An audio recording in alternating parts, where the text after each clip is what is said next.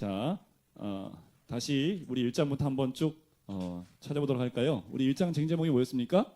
말씀이었습니다. 말씀. 다른 말로 말하면 로고스였습니다.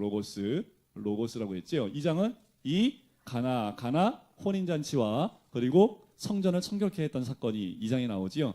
3장은 뭐였습니까? 세니, 그죠? 니고데모였습니다. 2장은 예수 그리스도를 만나는 자들마다 가치 있는 인생으로 바뀌고 그 인생이 성전을 깨끗하게 청결케 하는 그 사건을 찾아오게 되는 거죠. 3장은 거듭남에 대해서 말씀을 드렸습니다. 그죠? 거듭남. 그 거듭남은 위로부터 다시 태어남을 말씀드린다고 그랬죠. 그래서 우리는 이미 거듭난 사람들입니다. 아멘이시죠? 우리는 거듭난 삶을 사는 사람들입니다. 아멘이시죠? 내 삶을 사는 것이 아니라 거듭난 삶을 사는 것이 우리의 인생입니다. 다시 말씀드리면 우리는 덤으로 사는 거지요. 죄된 삶에서 이제 구원받아서 주님 부르시는 그날까지 덤으로 사는 인생이다. 그래서 나를 위하여 사는 것이 아니라 주를 위하여 사는 인생, 그것이 거듭난 삶입니다. 4장 현재 뭐였어요? 사마리아 여인이 나옵니다. 사마리아 여인과 예수님과 대화가 나오는데 주 핵심은 뭡니까? 하나님의 영이시니 예배하는 자가 영과 진리로 예배할지니라. 예배의 삶에 대해서 말씀을 드렸습니다. 예배는 일방 통행이 아니라고 말씀을 드렸죠. 자, 예배는 지금 이렇게 모여서 드리는 것은 형식적인 예배이지만 더 중요한 것은 이제 문을 열고 나간 다음부터 드리는 예배의 삶이 더 중요하다. 그것이 교통하는 삶이다 라고 말씀을 드렸습니다. 5장은 뭐였습니까? 베데스다. 그죠? 베데스다 연못에 38년 된 병자가 예수 그리스도를 만남으로 참다운 안식을 누렸다라는 말씀입니다. 이 땅에서 안식이 없습니다. 돈이 있으면 안식할 것 같지만 그것도 안식을 줄 수 없지요. 자식이 안식을 줄 것 같지만 결국 보면 자식도 안식을 줄 수 없습니다.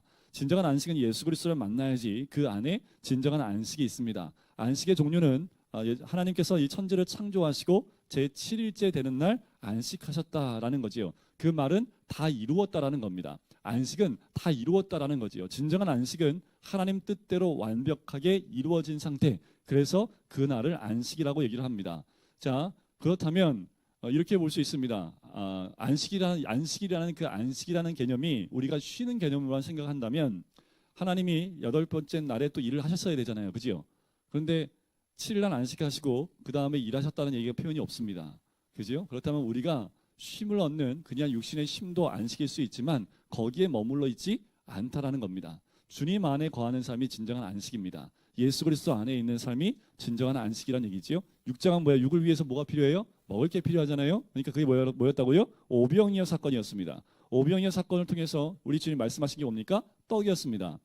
구약에서는 무슨 떡을 줬어요? 하늘에서 내려온 만나인 떡. 하늘에서 내린 떡을 먹었는데 구약에 있는 사람들 그 떡을 먹고 죽었어요? 안 죽었어요? 죽었지요. 하지만 살아있는 산떡을 내게 줄 텐데 그 떡을 먹는 자는 영원히 죽지 않는다라는 거지요. 내 살과 피는 참된 음료요, 참된 양식이다 라고 말씀하는 거지요. 그럼 참된 양식과 참된 음료를 먹어야지요. 그지요? 몸에 안 좋은 게 더 맛있잖아요. 영도 똑같아요. 내 영이 안 좋은 게 왜 이렇게 땡기는지 모르겠습니다. 몸에 안 좋고 영이 안 좋은 건요, 사람을 파괴시켜요. 코카콜라, 네, 무슨 콜라? 하여튼 콜라가 몸에 안 좋은 거 아는데 왜 이렇게 맛있는지 모르겠어요. 그죠? 항상 고기 먹을 때 뭐가 있어야 돼요? 콜라가 꼭 있어야 돼요. 그러니까 왜 그럴까요? 이상하게 몸에 안 좋은 게 땡기는 게 이상한 것 같아요. 영적인 것도 마찬가지입니다. 영적인 것도 우리가 항상 참된 음식과 참된 음료와 양식만 먹고 살면 우리 영이 건강할 수 있습니다. 그런데 우리 눈이 다른 것을 먹고 싶어 해요. 다른 것을 먹으면 내 영이 병들기 시작을 합니다. 왜 우리 현대의 삶 가운데 병이 더 많아졌을까요? 옛날에는 자연식을 많이 먹었지만 이제는 가공식품을 많이 먹다 보니까 그러면서 우리 안에 더 질병이 많이 들어왔다는 얘기도 있습니다. 영적인 것도 마찬가지지 않을까라는 생각이 들어요. 우리가 영적인 부분들은 예수님을 그냥 예수님 자체를 먹고 마시면 돼요. 그런데 그것을 또 가공하고 포장하기 시작을 하면 이게 변질되기 시작하거든요. 그러니까 예수님이 늘 말씀하신 건 나를 먹고 마시라고 말씀하시는 거지요. 그 뭘 말씀을 드리는 걸까요? 말씀을 의미하는 것, 말씀. 예수님이 곧 니꼬로 뭐예요? 말씀이니까 말씀을 늘 먹고 마시는, 그래서 그 말씀이 내 삶이 되어지면 그러면 그것이 영원한 삶 가운데 목마르지도 않고 배고프지도 않은 삶으로 나가게 된다라고 이야기를 합니다. 7장에 무슨 절이 나와요? 초막절이 나옵니다. 초막절. 이 초막절의 마지막 날, 큰 날에 우리 예수님이 예수 믿는 사람, 믿는 자에게는 그 배에서 생수의 강이 흘러 넘치리라. 그것은 성령을 곧 의미했는데, 자, 예수를 믿는 자들에게는 그 배에서 생수의 강이 끊이지 않고 나온다라는 겁니다. 그냥 냉수 한 그릇 딱 한 모금 딱 마시면 끝나는 게 그게 아니라 생수강이 터져 나와서 흘러 넘친다라는 겁니다. 떡은 나를 위한 것이지만 이 생수는요, 나를 통해서 내 주위에 있는 사람이 함께 마음껏 즐길 수 있는 생수의 강이 흘러 넘친다라는 거지요. 8장에는요, 가늠한 여인이 나옵니다. 가늠한 여인이 나오지요. 가늠한 여인을 통해서 무엇이요? 생명의 빛을 너에게 주리라. 나를 믿는 자는 생명의 빛, 그 빛을 따르는 사람들이라는 거지요. 어둠에서 이제 벗어나 빛만 바라보고 가는 사람들, 그 사람은 생명의 빛을 얻게 된다라고 말씀을 하는 겁니다. 그러면서 진리를 알지니 진리가 너희를 자유케 하리라. 진리 안에 들어가면 진리가 우리로 하여금 자유를 준다는 겁니다. 딱 이렇게 말씀드릴 수 있어요. 모든 기준을 뭐에 두라고요? 말씀에 두라는 겁니다.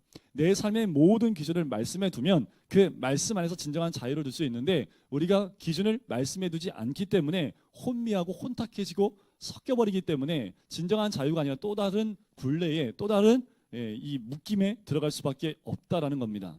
진정한 자유, 그것은 진리 안에 있다라는 거지요. 9장은 뭐였습니까? 9. 실로암 맹인.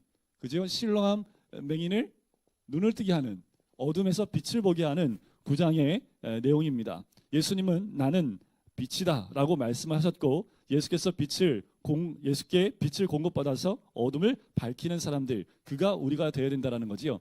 그래서 보지 못한 사람이 보기 시작한 것, 그거 우리 아닙니까?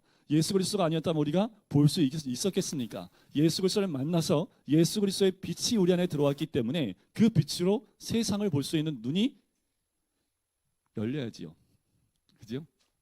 열리신 줄 믿습니다. 무슨 말씀인지 알지요? 제가 지금 왜 이렇게 약간 뜸을 들이고 말씀드린지는 아시죠? 대답을 없으시고 보니까 아까도 오전에도 그 말씀을 드렸잖아요. 예수님이 풍랑을 일 때 잠깐 언급하 넘어갔는데, 풍랑을 볼 때 풍랑 뒤에 있는 사단의 세력을 보셨기 때문에 어떻게요? 꾸짖으셨잖아요.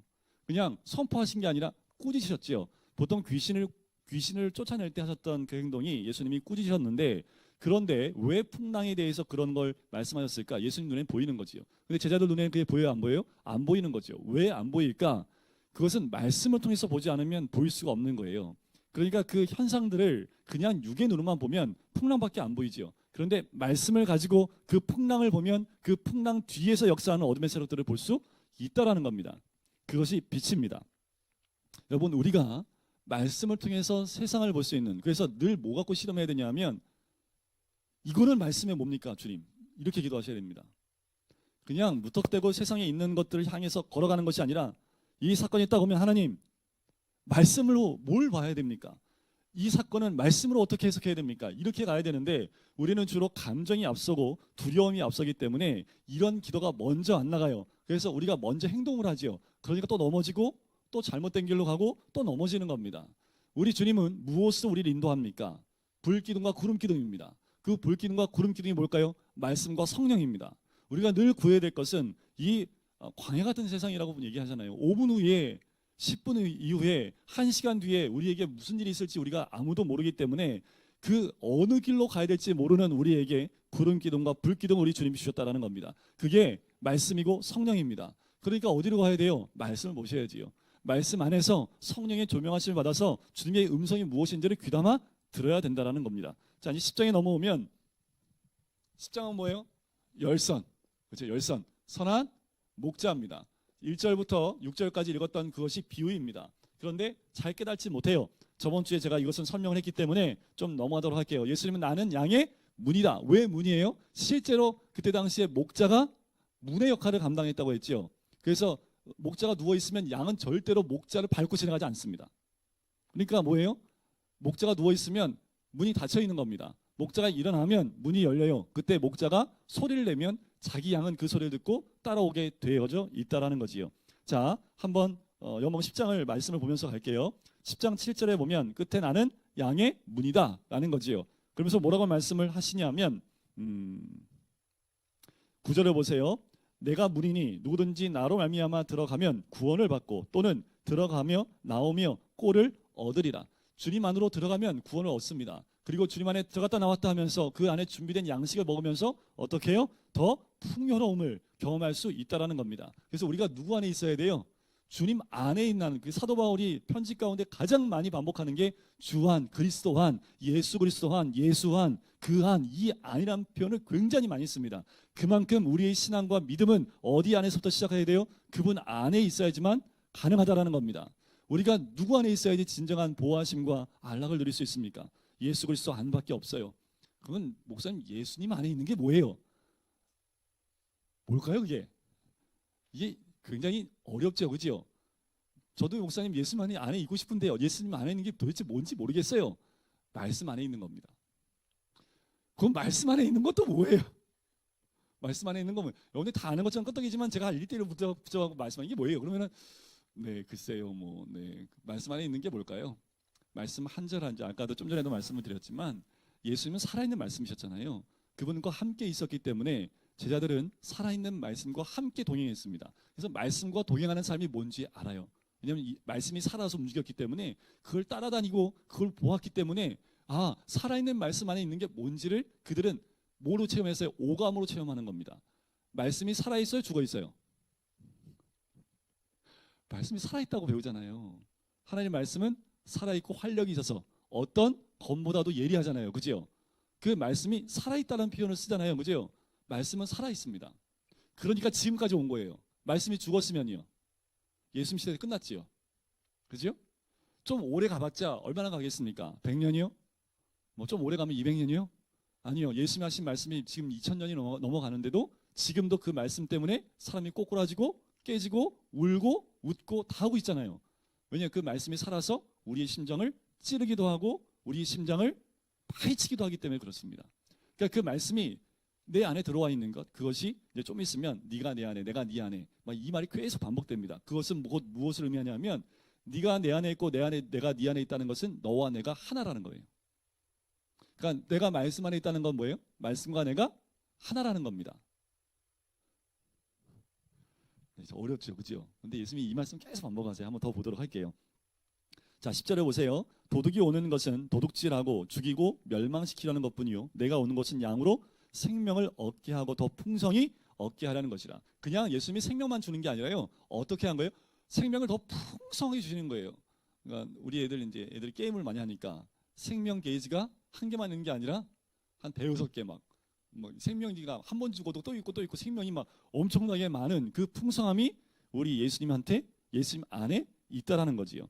11절에 보면 나는 선한 목자라. 선한 목자는 양들을 위하여 목숨을 버리거니와. 당시의 선한 목자의 가장 큰 특징은 옷을 벗겨보면 안다고 그랬지요. 온몸에 상처투성이입니다. 뭐 때문에요? 양 때문에, 양을 위해서 그렇게 한다는 거지요. 사꾼은 그렇지 않습니다. 도망다니는 것이 사꾼이지요. 15절 끝에 보세요. 나는 양을 위하여 목숨을 버리노라. 이 말은 예수님이 너희를 위해서 죽겠다라는 겁니다.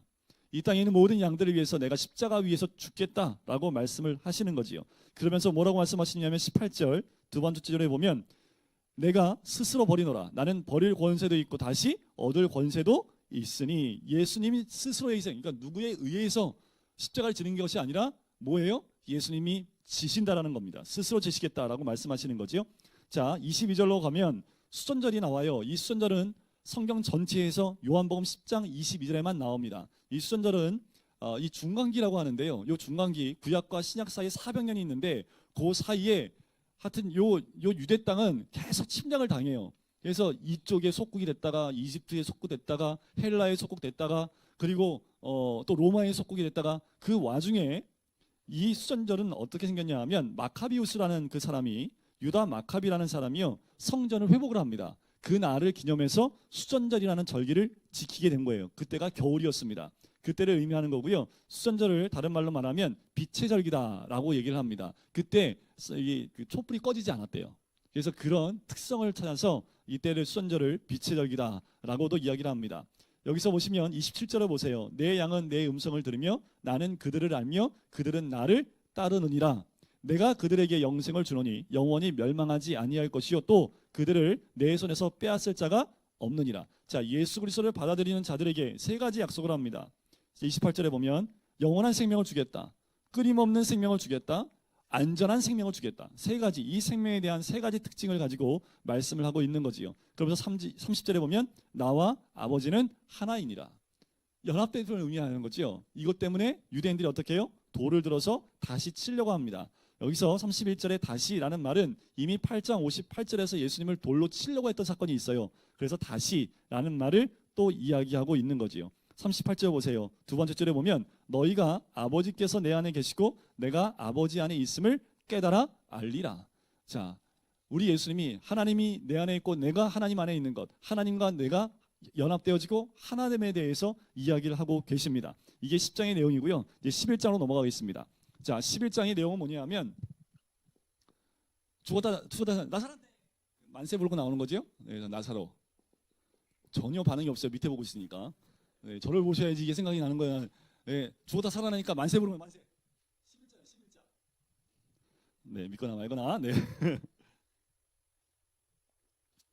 자, 우리 주님을 통해서 우리 주님이 목자이기에 풍성한 꼴을 그리고 풍성한 생명을 누렸던 우리가 이제 11장에 가면 죽음을 맞이하게 되는 거지요. 자, 11장에 가서 한번 보도록 할까요? 11장 1절을 보십시오. 마리아와 그 자매 마르다의 마을 베다니에 사는 나사로라. 세 남매가 나와요. 나사로, 마르다, 마리아. 마르다와 마리아는 누가 보면 이미 나온 사람들입니다. 자, 2절에 보니까 마리아는 향유를 주께 붓고 머리털로 주의 발을 닦던 자요. 병든 나사로는 그의 오라비더라.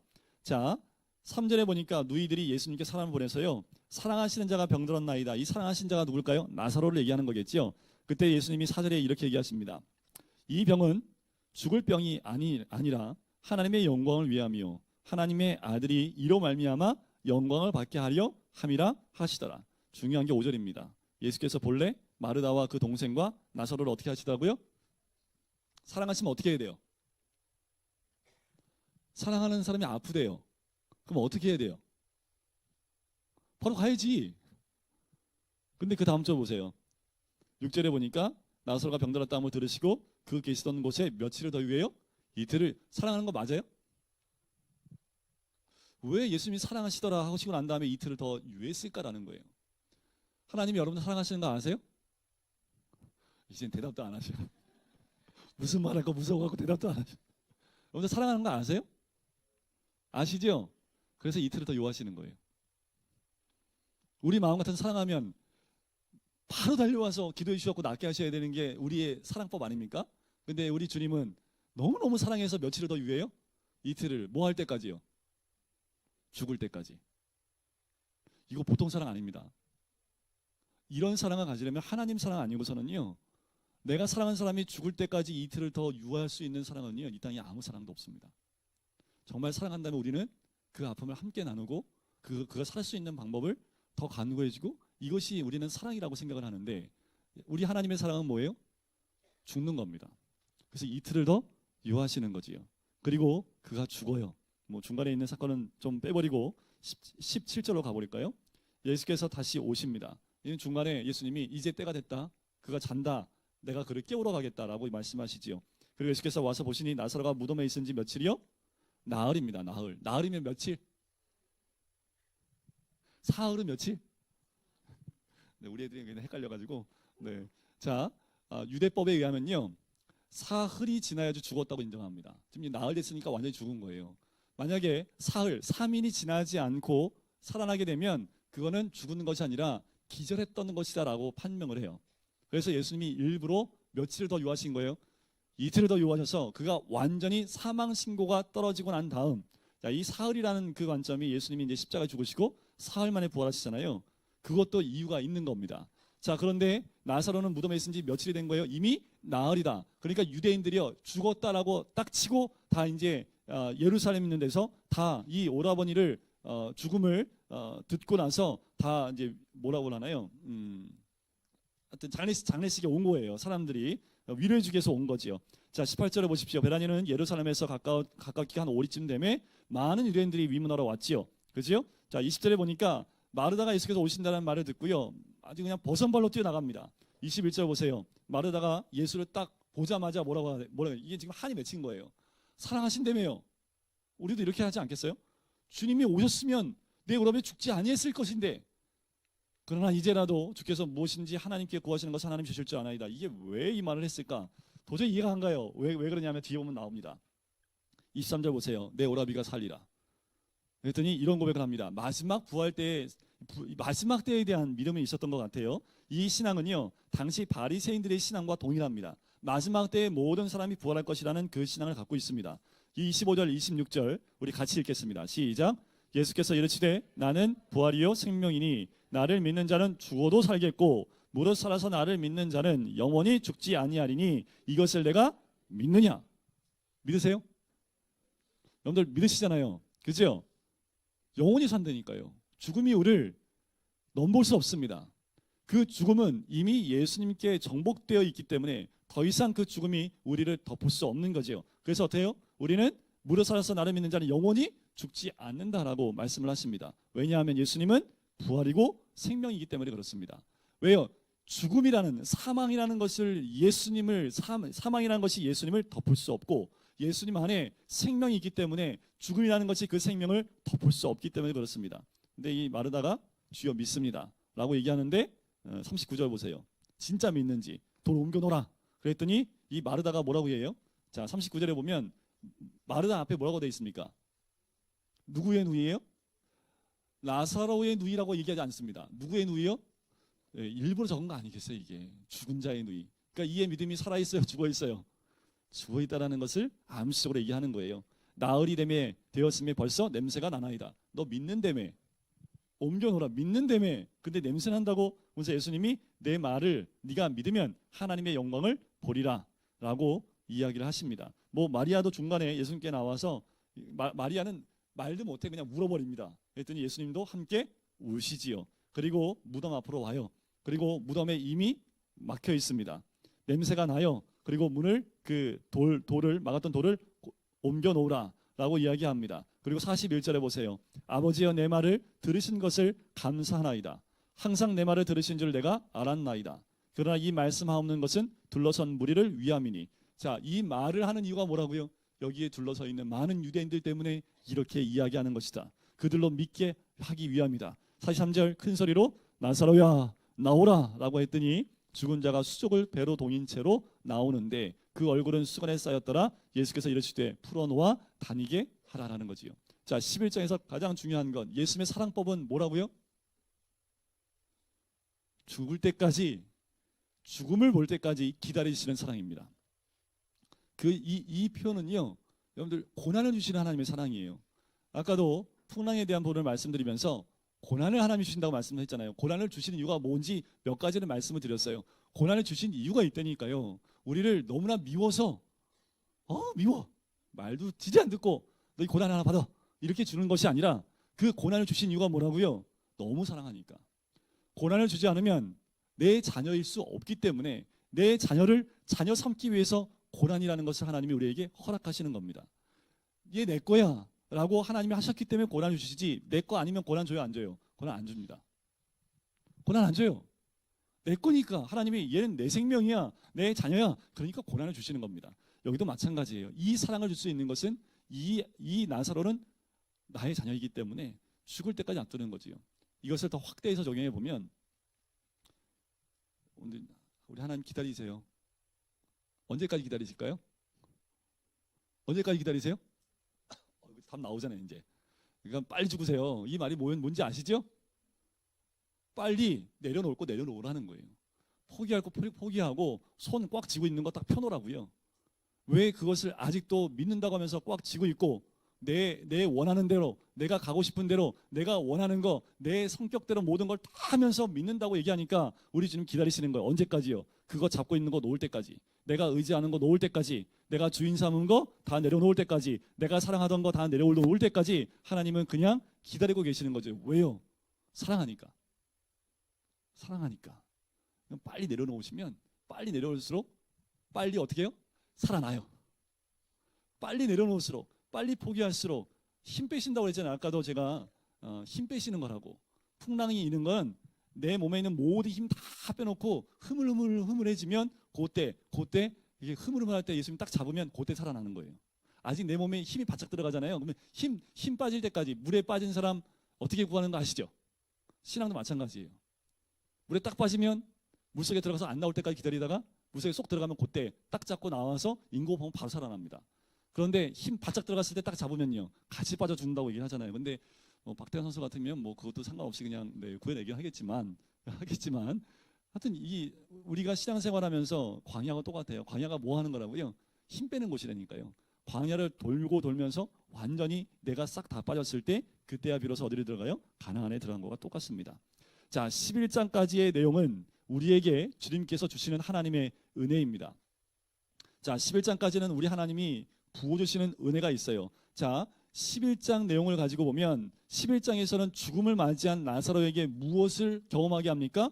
부활을 경험하게 하지요. 부활을 경험한 그 마르다와 마리아와 나사로의 변화된 모습, 그것이 12장 1절부터 8절까지 나옵니다. 자, 12장 1절부터 8절에 어떤 내용이 나오냐 하면 마리아가 향유 옥합을 깨뜨리는 모습이 나와요. 그런데 이곳에 부활을 경험한 이 세 남매의 달라진 모습이 나옵니다. 자, 먼저 봐야 될 것이 무엇이냐면 57절, 11장 57절에 보면 이는 대제사장들과 바리새인들이 누구든지 예수를 있는 것을 알거든 신고하여 잡게 하라 명령하였습니다. 지금 예수님과 함께 있으면 어떨까요? 이 상황이 위험하지요. 예수님은 멀리해야 됩니다. 예수님과 함께 있다가 붙잡히면 같이 붙잡혀갈 상황인데 12장에 딱 들어와서 지금 누구네 집을 방문해요? 죽었다 살아난 나사로의 집에 방문합니다. 근데 나사로가 어디에 앉아 있을까요? 2절 두 번째 절에 보니까 나사로는 예수와 함께 앉은 자 중에 있더라. 자, 죽었다 살아났으니까 죽는 게 두려워 안 두려워요? 자, 부활을 경험한 사람들은 죽음이 두렵지 않습니다.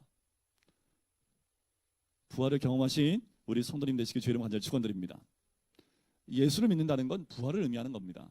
예수를 믿는다는 건 내 육이 죽고 다시 새 생명을 얻는 부활의 신앙을 경험한 것을 의미하는 거예요. 죽음이 두렵지 않아요, 나사로는. 그래서 예수님과 함께 앉아 있습니다. 2절에 또 그 앞에 보니까 마르다는 일을 하고 있습니다. 자, 뭐가 달라졌을까요? 누가복음 10장에서 보면 일을 열심히 하다가 마리아 보면서 툴툴거립니다. 예수님, 마리아는 아무 일도 하지 않고 저 앞에 앉아 있는 그 아이 마리아를 보고 좀 나를 도와줘야 되는 것이 맞지 않아요, 뭐 예수님? 나는 이렇게 고생하면서 일하고 있는데 마리아는 조금 어린 게 지금 예수님 발치 앉아가고 쟤 지금 아무것도 안 하고 예수님만 쳐다보고 있는 게 맞아요, 틀려요? 누가복음 10장에 보면 예수님을 가르치고 있는, 근데 예수님 뭐라고 그래요? 그가 선택한 것을 네가 손대지 못할 것이다. 그가 선택한 것, 그가 선택한 것에 대해서 네가 뭐라고 하지 말라 하시면서 얘기하시는데, 지금 이 상황에 왔을 때 마르다가 뭐예요? 마르다의 성품은 뭘까요? 섬김입니다. 헌신이에요. 자, 부활을 경험하고 나니까 이제 남이 안 보입니다. 어떻게 헌신해요? 부활 헌신이에요. 부활 헌신. 죽었다 살아난 그 부활을 경험하고 나니까 헌신하고 섬김에 있어서 다른 것이 보이지 않고 주님만 보이는 거지요. 그래서 또 마르다는 또 일을 해요. 근데 이때 일은 온전한 헌신과 같은 거지요. 그 마리아는 어떻게 할까요? 부활을 경험하고 나니까 자기의 모든 걸 다 깨뜨려 버립니다. 향유옥합이 뭔지 많이 들어보셨죠? 자, 부활을 경험하면요, 내 거가 없어요. 그러니까 주님 앞에 뭐예요? 다 깨뜨려 버립니다. 그리고 주님 앞에 모든 걸 다 쏟아내어 버린다는 거지요. 결국 3절 맨 끝에 보면 향유 냄새가 집에 가득하더라. 요 말은요, 이 향유옥합 사건은 4개 복음서에 다 나오는데 향유 냄새가 집에 가득하더라라는 말은 요한복음밖에 안 나와요. 그만큼 이들의 부활 신앙의 모습이 그 가정 안에 집에 가득 채워졌다라는 그 의미가 되는 거지요. 부활을 경험한 사람들의 각자의 삶에 변화된 모습이 12장 1절부터 그 8절, 9절, 8절까지에서 나오게 되는 거지요. 자, 우리가 1장부터 11장까지 봤습니다. 제가 1장부터 11장까지라고 말씀드린 이유가요, 1장부터 11장까지는 보시면 다 하나님이, 예수님이 채워주시는 거예요. 포도주도 주시죠, 그죠? 거듭남도 허락하시죠. 예배가 뭔지도 알려주시죠. 안식도 주시죠. 먹을 떡도 주시지요. 뭐예요? 초막절에서는 생수의 강도 흘러넘치게 하시지요. 빛도 주시지요. 진리도 허락해 주시지요. 뭐예요? 어맹이는 예수 그리스도의 참다운 빛도 허락해 주시지요. 선한 목자로 꼴도 주시지요. 또 뭐예요? 영원한 생명인 부활까지 허락하시는 예수님. 1장부터 11장까지는 뭐예요? 우리를 풍요롭게 하시는 하나님의 은혜가 있습니다. 그러니까 우리가 주로 어디에 머물러 있냐면요, 여기에 많이 머물러 있습니다. 이게 하나님의 은혜라고 우리가 보통 얘기를 해요. 여기에 머물러 있으면 항상 은혜가 넘칩니다. 부족한 게 없어요. 항상 우리가 연약하고 부족한 것이 있으면 채워주는 은혜가 있는데, 그것이 1장부터 11장까지입니다. 생수, 떡, 물 주셨지만, 이런 거 다 주시지만 예수님이 우리에게 풍족하게 공급해 주셔서 이제는 우리가 하나님께 응답해 가라고 우리를 이제 12장으로 끌고 가시는 거예요. 자, 이 모습이요, 광야하고 똑같아요. 자, 이스라엘 민족이 시내산에 도착해서 시내산에서 뭐를 계시받습니까? 성막을 계시받아요. 그죠? 이 시내사까지 도착할 때까지 예수님이 이스라엘 민족을 어떻게 합니까? 물 없어요. 물 주시지요. 먹을 거 없어요. 만나 주시지요. 고기 먹고 싶어요. 고기 주시지요. 항상 불평하고 원망해도 모든 걸 다 채워주십니다. 어디까지 데려오시려고요? 여기까지 데려오시려고. 요한복음 1장부터 11장까지는 우리를 12장까지 데리고 오시기 위해서 다 채워주시는 겁니다. 예수를 만나면 이 모든 것들이 단계적으로 다 채워져요. 사마리 여인과 같은 그런 마음이 있으세요? 예수님 만나면 채워집니다. 베데스다 연못에 38년 된 병자요? 죽은 사람이요? 아니요. 모든 사람들이 예수 그리스도를 만나면 채워지는 놀라운 은혜를 경험합니다. 근데 우리 주님은 여기서 머물러 있기를 원치 않는 거예요. 우리 주님은 너희들의 필요만 채우기를 원하고 거기에 머물러 있지 말고 이제 너희 필요가 채워졌으면 이제 하나님이 원하시는 그 자리로 나오라는 겁니다. 근데 우리의 신앙은 하나님이 원하시는 그 자리로 한 발자국 나가는 게 너무 어려워요. 하나님이 원하시는 게 뭔지에 대해서 관심이 별로 없어요. 뭐에 관심이 많아요? 내가 원하는 거에 관심이 너무 많아요. 그래서 우리는 항상 1장부터 11장을 뱅뱅 돕니다. 12장부터 우리 주님이 원하시는 건 뭐냐 하면 서로 응답하자는 거지요. 성숙된 삶으로 나아가자라는 겁니다. 이제 내가 너희의 필요를 채워줬으니 이제 너희가 내 앞으로 나오는 나와 함께 소통하고 교통하는 성숙한 삶으로 좀 나아가 보자라고 얘기하시는 거예요. 은혜가 부족해서 이스라엘 민족이 망한 게 아닙니다. 이스라엘 민족이 망한 이유는 응답하지 않았기 때문에 망합니다. 이스라엘 민족이 광야에서 망한 이유는 무엇이 부족해서 망한 게 아니에요. 하나님이 채워주신 것이 너무도 많습니다. 그런데 응답하지 않기 때문에 그렇다는 거지요. 신앙생활도 마찬가지예요. 응답이 없으면 율법적인 신앙생활을 할 수밖에 없다라는 겁니다. 11장까지 우리가 은혜를 누렸다면 12장부터 응답하는 삶으로 나아가야 된다라는 거예요. 그래서 이제 성막을 우리가 성막화되는 거예요. 신앙생활에 성숙해 간다는 말은 내가 성막으로 지어져 간다. 성전으로 지어져 간다라는 겁니다. 이런 개념을 보시면 좋은데 뭐냐 하면 성막이 있는데 성막이 좀 있어요. 성막을 들어보셨죠? 제가 전에도 한번 말씀을 드려봤는데 성막이 있는데요. 이렇게 성막이 있어요. 그러면 이 안에 성막이 있고 지성소가 있습니다. 여기 번제단이 있고요. 여기 물두멍이 있습니다. 이 안에 보면 떡상이 있고 여기에 금촛대가 있고 부정단이 있고 여기에 시온자가 있습니다. 이런 구조인데 자, 이 모든 것이 누구를 상징하냐면 예수 그리스도를 상징해요. 더 나아가서 이제 12장부터는 뭐가 되자고 말씀을 드린 거냐면 우리가 성막이 돼야 된다라는 거예요. 성막에 누가 임재하고 계세요? 하나님의 영광이 임재하고 있어요. 하나님이 원하시는 건 뭐냐면 우리 각자가 하나님이 원하시는 성전, 이 성막이 돼서 하나님의 임재가 항상 있는 그 성막의 삶을 살기를 원하고 계신다라는 겁니다. 다시 말씀을 드리면 너희가 뭐가 되라는 거예요? 번제단이 되라는 겁니다. 이제까지는 번제단의 의미가 뭐냐? 번제단에서 우리의 죄를 위해서 그 양이나 소나 비둘기나 이런 제물을 가지고 내 죄를 그에게 안수하여 내 죄를 전가하여 피를 흘리게 했던 것, 결국 예수 그리스도를 죽이게 했던 것, 피를 흘리게 했던 것, 내 죄 때문이다. 여기까지 머물렀다면 이제 너희가 뭐가 되라고요? 번제단이 되라고요. 이제 내가 다른 사람을 위해서 그 사람의 죄를 위해서 예수님이 죽었듯이 너희도 번제단이 되어져서 죽는 삶을 살아라 라고 이야기하는 겁니다. 그래서 12장을 보시겠어요? 12장에 입성하면서 거기서 헬라인들이 찾아옵니다. 그때 예수님이 하신 말씀이 24절에 나옵니다. 여러분들 우리가 알고 있는 아주 유명한 말씀이에요. 내가 진실로 너희에게 이르노니 한 알의 밀이 땅에 떨어져 죽지 아니하면 한 알 그대로 있고 죽으면 많은 열매를 맺느니라. 자, 이것은 죽는 것을 의미하죠. 자기 부인을 의미합니다. 성전으로 되어가는 우리의 삶 가운데서 우리가 꼭 거쳐야 될 번제단, 그것은 미라를 의미하지요. 너희들이 죽으라는 겁니다. 누구를 대신 죽이는, 여태까지 예수님을 우리 죄 때문에 십자가 위에서 죽이는 그것이 아니라 이제 너희가 번제단이 되어져서 내가 희생해야 내 생명의 분신들이 일어난다라는 거예요. 내가 죽어야지 열매를 맺을 수 있어요. 우리 어머니들이 한 번 죽어야지 생명이 태어나잖아요. 그죠? 우리 어머니들이 한 번 죽어야지 둘째가 또 태어나고 셋째까지는 뭐예요? 3번 죽어야지 태어나는 거예요. 그 인간의 몸을 통해서 죽어야지 생명이 태어나는 그 논리나 그 모습을 그대로 두었던 것처럼 죽어야지만 열매를 맺는 것들이 또 있습니다. 뭐냐면 전에도 한번 말씀드렸는데 여러분들 세포 있죠? 우리 몸의 세포 죽는 거 아세요? 그 죽는 메시지가 있습니다. 그래서 세포가 그러니까 죽고 이게 회전력이 빠르면 애들 보면 얼굴이 뽀송뽀송하지. 세수를 안 해도 얼굴이 그냥 뽀송뽀송하잖아요, 그죠? 얘들이 그게 회전력이 빨라요. 그런데 나이가 들수록 어떻게 해요? 이게 주기가 길어집니다. 그러니까 어떻게 해요? 얘네들은 빨리 재생이 되니까 뽀송뽀송한데 나이가 들수록 어떻게 해요? 이게 빨리 안 되니까 주름이 생기기 시작을 한 거예요. 어쩔 수 없는 거죠, 그죠? 그런데 이게 뭘 의미하냐면요, 이 사람의 세포 안에 죽어야지만 산다는 의미를 하나님이 새겨 놓으셨는데, 세포가 안 죽으면요 재생이 안 됩니다. 새로운 세포가 만들어지지가 않아요. 한 세포가 분열하면서 거기서 나오는, 그러니까 죽으면서 거기서 나오는 에너지가요 옆에 있는 세포에게 전달이 된답니다. 그럼 그 에너지를 받은 그 세포가 분열하기 시작을 한대요.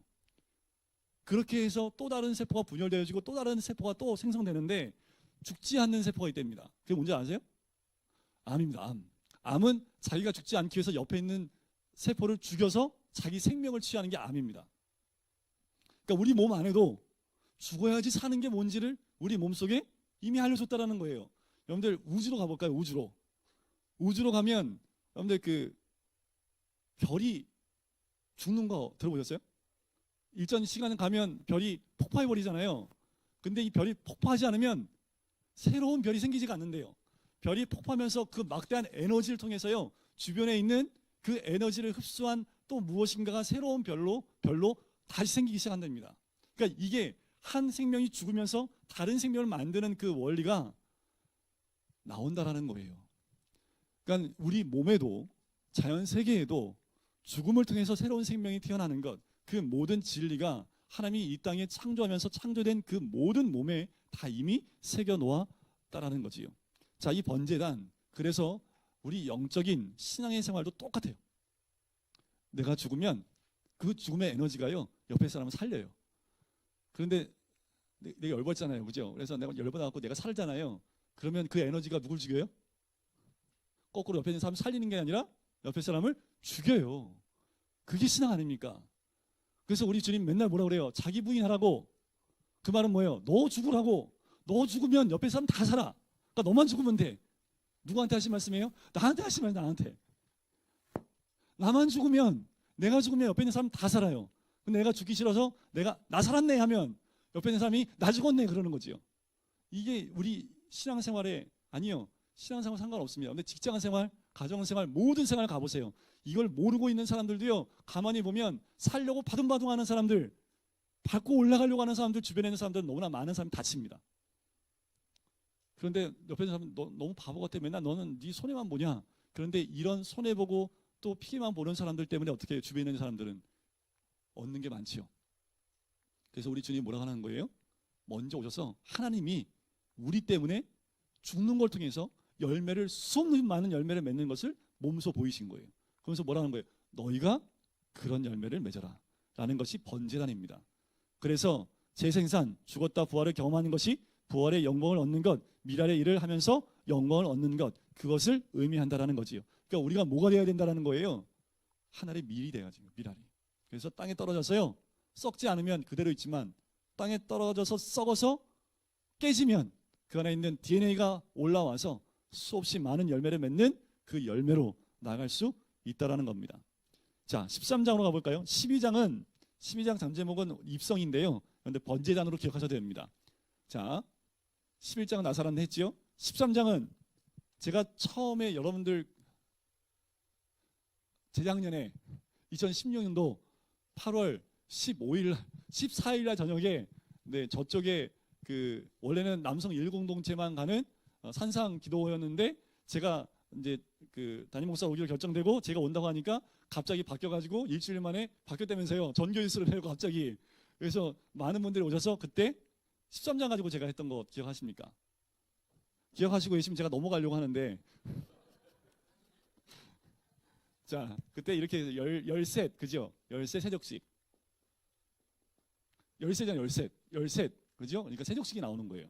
자, 세족식 한번 볼게요. 이거는 참 중요하기 때문에 세족식만 보고 오늘은 말씀 마치도록 하겠습니다. 자, 6월절 전에.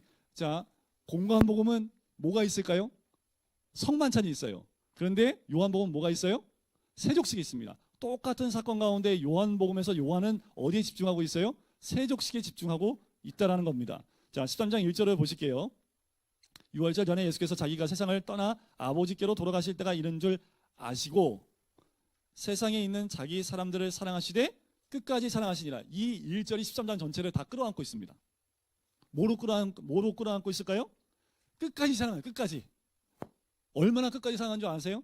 첫 번째 유다. 성경을 쭉 읽어보면서 하여튼 2절에 보세요. 바로 2절에 뭐가 나와요? 마귀가 벌써 시몬의 아들 가룟 유다의 마음에 예수를 팔려는 생각을 넣었더라. 그래도 너 사랑해. 바로 지금 뭐예요?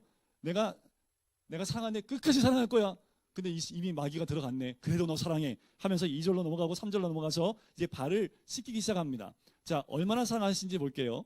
유다 한 사람만 가지고 제가 말씀을 드려볼게요. 끝까지 사랑이 어디까지 사랑하셨냐면, 자, 식사 중에 예수님이 물을 떠갖고 오십니다.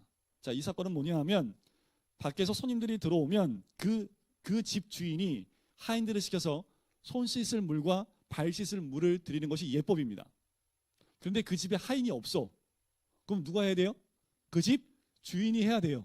근데 그 집 주인도 없어. 그러면 누가 하냐면 함께 왔던 그 집에 방문한 사람들 가운데 가장 밑에 사람이 물을 떠다가 닦여줘야 됩니다. 근데 예수님이 지금 물을 떠갖고 왔다는 얘기는 이 닦고 먹었다는 얘기예요? 안 닦고 먹었다는 얘기예요? 너무 어렵죠, 질문이. 안 닦고 먹었다는 거 아닙니까? 그러니까 예수님이 물을 지금 떠갖고 온 거 아니에요, 그죠? 물을 떠갖고 와서 닦이고 있으니까 지금 제자들의 마음이 어땠을까요? 얼마나 불편했을까요, 그죠? 아, 예수님도 좀 너무 그냥 시키지. 그거를 예수님이 왜? 그러니까 제자들이, 그것도 제자들 웃긴 놈들이. 아이고, 죄송합니다. 근데 발을 씻기고 있는데 그냥 발을 들이대고 씻기고 있네. 근데 그 와중에 베드로는 저 못 씻겨요. 저 못 씻겨요.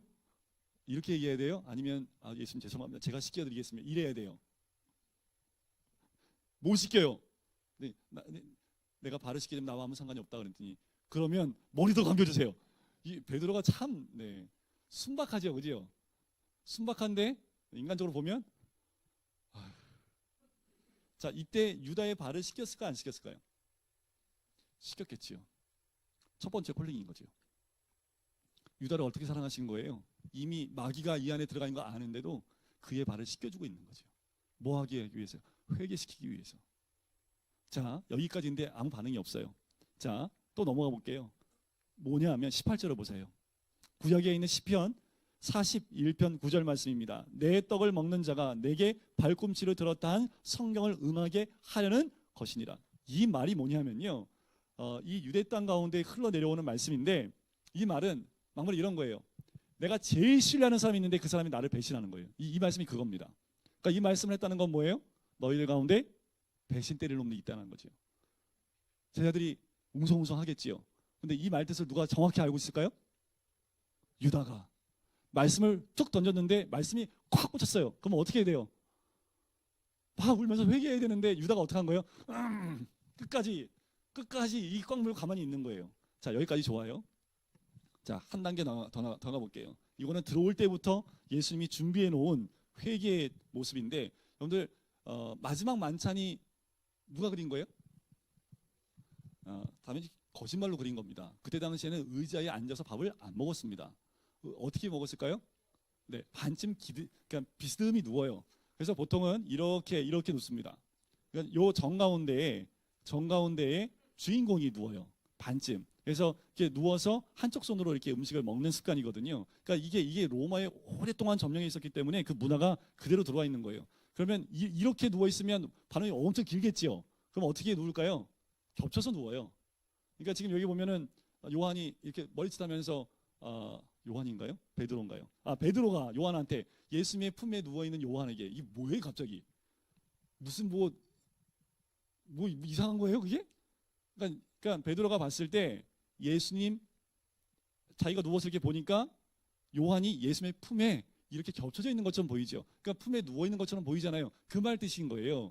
그러니까 이 말씀을 잘못 오해하면 예수님하고 요한이 그랬다더라 이렇게 잘못 해석하는 경우가 있을 수 있다라는 거죠. 말씀을 모르는 사람이 보면. 그래서 베드로가 이렇게 눈치를 하는데 예수님이 뭐라고 합니까? 내가 빵을 26절 보세요. 내가 떡 한 조각을 적셔다가 주는 자가 그니라. 자, 예수님이 누워 있다가 내가 떡 주는 자가 그놈이야. 떡을 딱 해서 일어나가지고 야, 이따 얻어 먹어라. 이랬을까요? 아니요. 예수님이 일어나지 않으시고 그 자리에서 바로 옆에 주는 거지요. 그 옆에 누가 있다라는 거예요? 유다가 있다라는 거예요. 한쪽엔 요한, 한쪽엔 유다라는 거거든요. 그 말은 무엇을 의미하냐면 당시에 주인공 양 옆에는 그 주인공의 오른팔과 왼팔이 차지하는 자리가 그 자리입니다. 그 말은 뭐예요? 유다를 가장 신임한다 라는 그 의미에 바로 옆에 뒀던 거예요. 그럼 유다는 거기에 딱 있으면서 뭘 느껴야 돼요?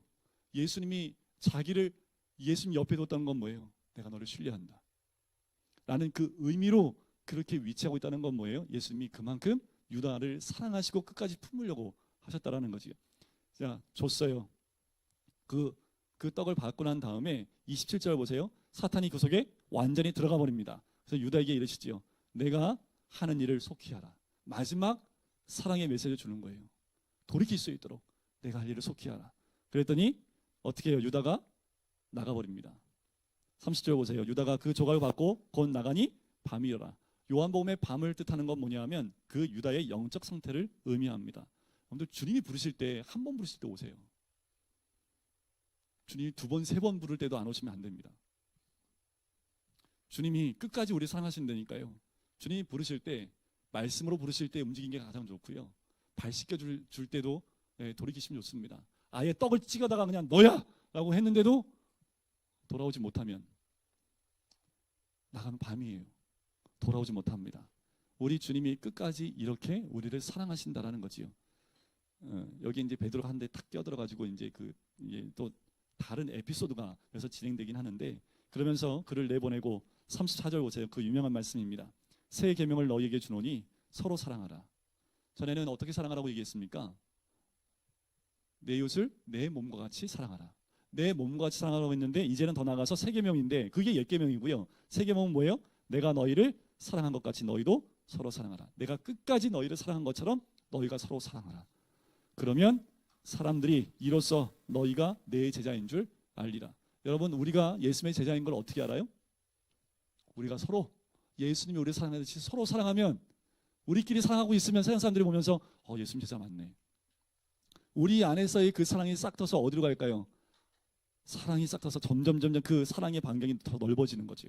그 사랑이라는 것은요, 교회 밖에 있는 사람을 사랑한다는 거 맞아요. 근데 우선 첫 번째는 뭐예요? 12제자들 안에 있는 사랑입니다.